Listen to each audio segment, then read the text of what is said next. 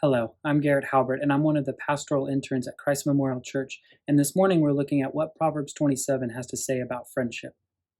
Now, I want to ask you, what are some of the characteristics of a true friend that come to your mind?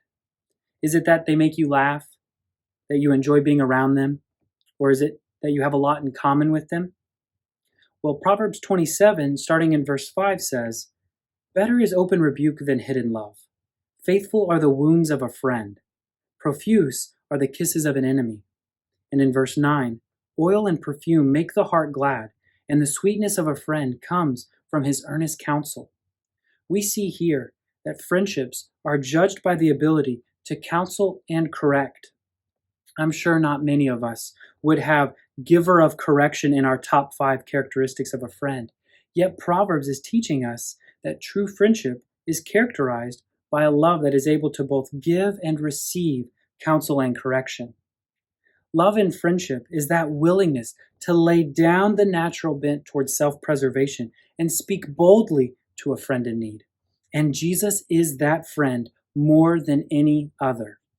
John 15 tells us that Jesus is the quintessential friend who said, "Greater love has no one than this, that someone lay down his life for his friends."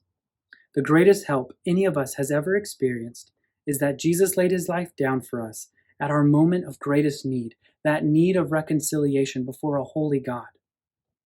Now you may wonder, how does laying down his life relate to a friend giving counsel and correction?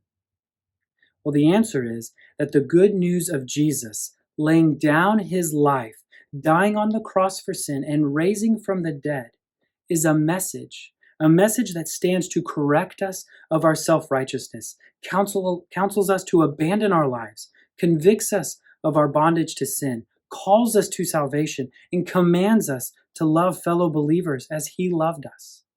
Jesus is the friend of our soul who tells us that we are wrong.